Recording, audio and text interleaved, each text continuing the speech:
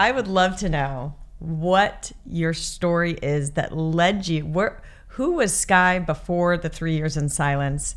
Walk us through the 3 years of silence and where you are today. Yeah, there's been a lot of transformation, as you guess.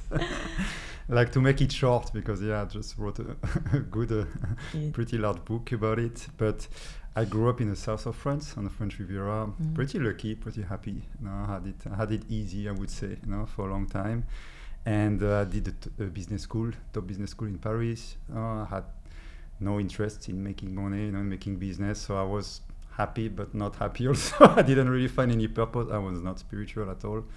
So I was questioning, what is it just that? Is it just it? And so right after I graduated, when I was 24 years old, I had a pretty spontaneous and strong awakening. It's like I started hearing a voice, which is my voice, but speaking really clearly and really telling me who I was, why I came back, what I'm gonna do, showing me the future, showing like all type of revelation, like a bit like you can have in a plant medicine journey, but daily and nightly. Wow. So I had that for 1 year like that, when I prepare most of the work I'm doing now, book, movies, all of that. I saw many events in the future. I saw a great awakening in 20 years. So that voice, which I call God, was telling me in 20 years people are going to be like you, because I was an alien in Paris. All my friends were not like that.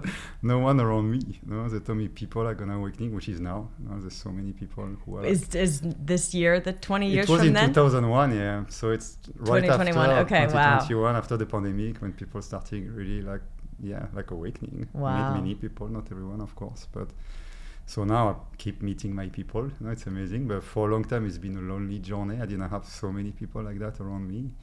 And so then I went on a long journey. And so for 1 year, I had like that. It was ecstasy. I was living in bliss. Like you have your best friends, which is really tapped in constantly with you, showing you seeing massive synchronicities.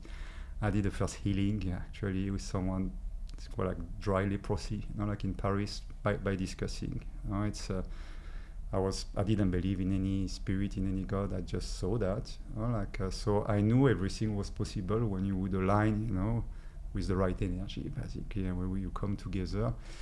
And but progressively I lost that, and then I went on a very long journey when I was completely ungrounded. I couldn't go back to what I was. I couldn't, You're kind of stuck between two worlds. And so I was, after a few years, diagnosed with bipolarity, which was basically higher self and lower self. It's not so complicated, but for the psychiatrist, that's what it was, with schizophrenic tendencies, because I had visions, obviously.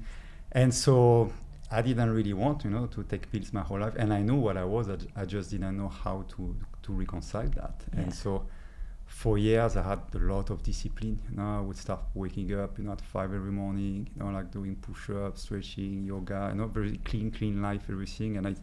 And I still had these two. I was realigning myself a lot. I was not depressed anymore, not all of that, but there was still that disconnection between the two selves. And so you, instead of taking pills, you just went into a very disciplined life to keep yourself on the track. Yeah, I met the psychiatrist. I saw that, and he was one of the best in the south of France in Nice. I said, he's not gonna help me. I'm just gonna go, like being sick, and I know I can do that, and so.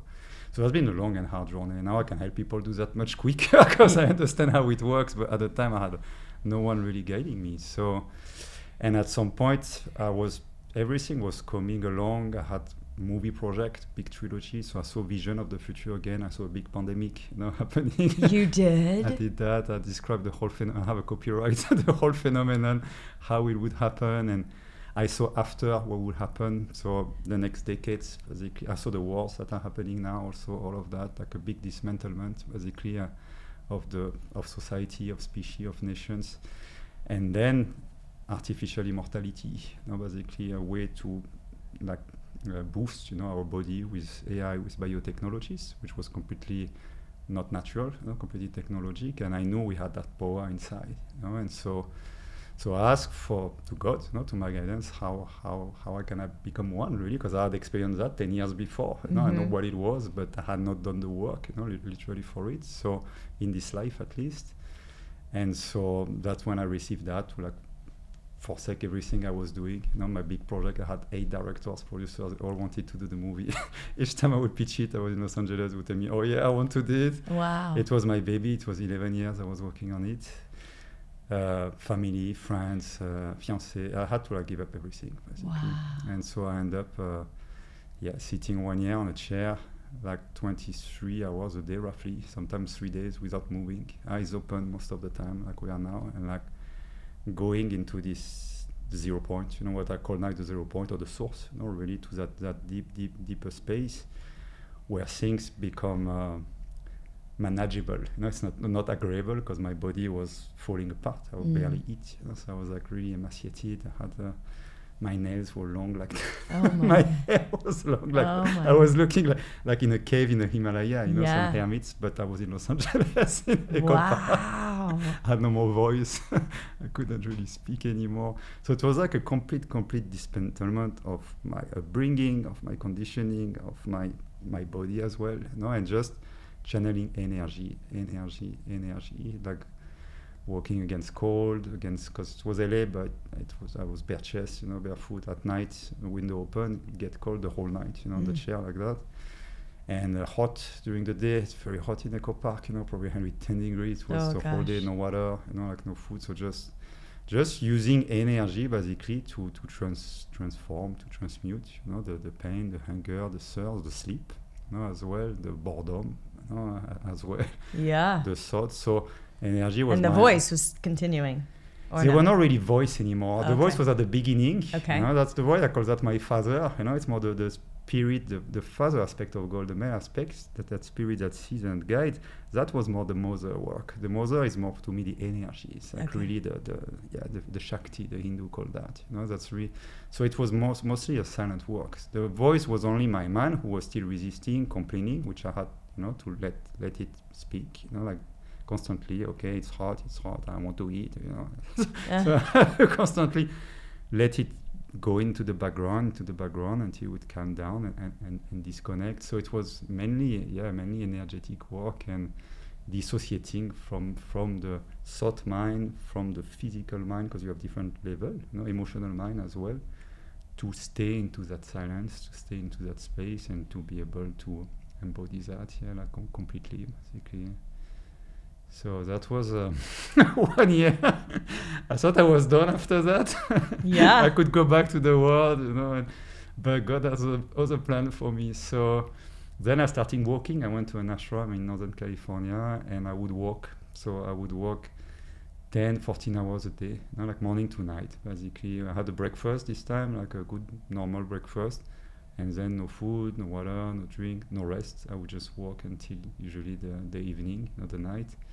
So long distance, 20, 30 miles, in the cold, in the heat, same thing. Oh my God. 1 t-shirt, 1 jeans, one pair of shoes. So winter and summer, I would be the same on the road. They all know me around there. I was the walker. Oh my gosh, this is wild. So same thing, transmuting pain, because I had pain in my foot. I had a lot of injuries, and the thirst, the hunger, not the hunger, I will not feel much, but the thirst sometimes, and the heat, a lot. So staying in that space, same thing, silencing the mind, why am I doing that? I mean, I did a top business school in France. Yeah. Then I was I made it to Hollywood. I was about to do giant trilogy, the Matrix, literally. The next Lord of the Rings. That's what the plan. People told me, wow, it's it's like that. And now I'm just walking, basically. And I would get all these insights, not much of voice, but a lot of deeper understanding, which I wanted to share at some point. I was I'm here to share that. And the guidance for you keep walking. You surrender. And so another good year, I think even over a year, I walked on the street every day on country highways. And then at some point, something surrender fully inside of me, something I accepted, okay, well, maybe I'm gonna walk until the rest of my life. It's my past, and maybe I'm gonna inspire people to do something like that.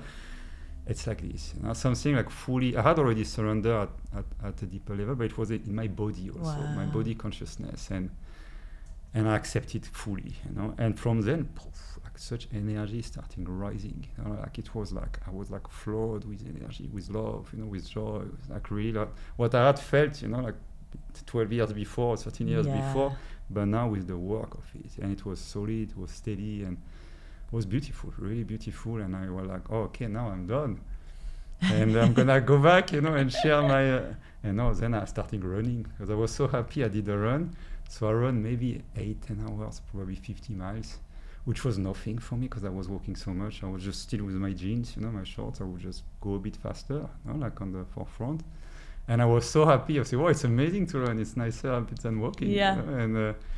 And I thought it was a fit, and it was a nice conclusion to it. But then I spent another year, basically, running 6 months straight. Right after, I would run 40-50 miles on average, basically. Did you get in running shoes and shorts? Yeah, then I found somebody offered me on the road. It was nice because I didn't use money. So people would stop to me.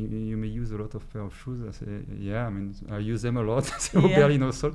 So people would give me shoes. So I would receive gifts like that. And every day 40 feet, sometimes 70-80 miles, sometimes 20-30. Once I did 100 miles. Wow. I wouldn't really measure. I understood that later, but always. And so that was very little food, very little water. I was drinking some water at the time, very little. So tapping into that energy, in the heat, 110 degrees sometimes, 100 regularly in the summer. Canyons, it was many canyons, so no flat, just up and down. It's wild. And I was happy, I was really really happy actually, but I was like, okay. Were you how long I'm gonna? Yeah, I was 10 pounds. I was not very sick. Yeah. I had a lot of energy. Yeah. Very light. So, and then I went to Boulder, basically in Colorado. I was in Northern California, and I received a calling to go there, and that's when I started more sharing. Thank you for listening to the Heal with Kelly podcast. Be sure to tune in every Thursday for more empowering wisdom and inspiring healing stories. And make sure you hit the follow button on Apple, Spotify, or wherever you get your podcasts so you don't miss that one episode that holds the answer you've been searching for. Oh, and if you found this episode inspiring, please rate, review, and share Heal with Kelly so that we can grow our audience and reach more people. We truly appreciate it. Lots of love.